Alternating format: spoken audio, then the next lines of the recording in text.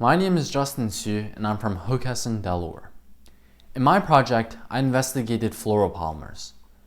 Fluoropolymers are a class of organic polymers that contain carbon-fluorine bonds, and they have a wide variety of properties, for example, a low friction coefficient, that make them ideal for industrial applications in transportation, construction, medicine, and energy. For example, the introduction of fluoropolymers in solar panels has been shown to increase their efficiency, thus making them more appealing for widespread adoption.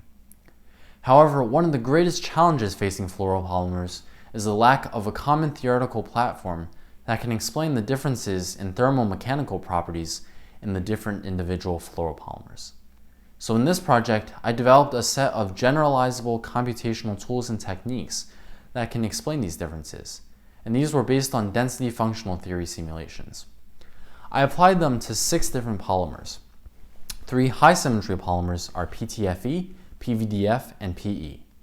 I consider PE as a control group since it only contains carbon and hydrogen atoms and no fluorine atoms. The 3 low symmetry polymers that I considered are ETFE, omega-2HF, and omega-3HF.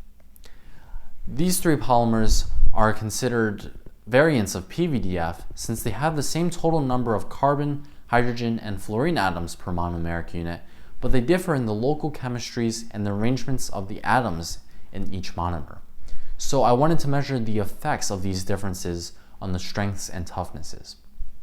Looking at the results of the density functional theory simulations, it's evident that both strength and toughness depend on these variations in local chemistries. For the higher symmetry polymers, namely PTFE, PVDF, and PE, they have higher toughnesses, and the 3 low symmetry polymers have lower toughnesses. In terms of strength, I measured rupture force as a quantity analogous to strength.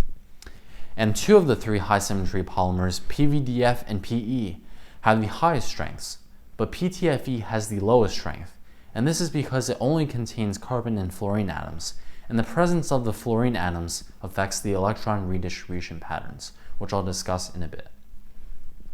I plotted electron density maps around the carbon atoms for the 6 configurations at the undeformed states in the left column and at the 20% strain state in the right column. For the 3 high symmetry polymers and ETFE, there are no observable differences in the electron densities.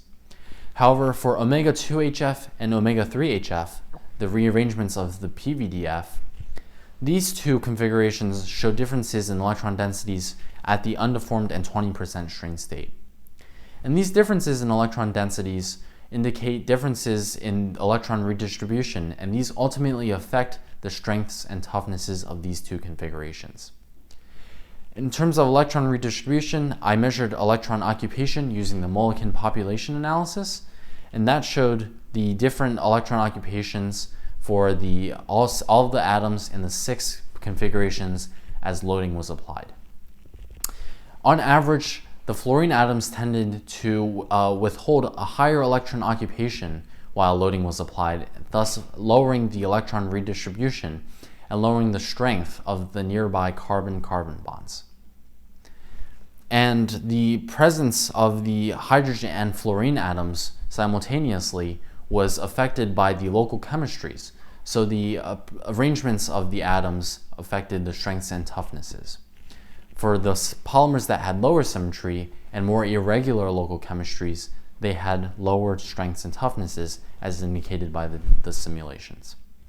So in conclusion, the generalizable computational techniques that I developed were applied to show that the local chemistries in the polymers affected their strengths and toughnesses on an electronic structure nanoscale level. These techniques can also be applied to other materials, as I did in studies on 2D materials and silicon nanocages to show how different parameters affect their mechanical properties.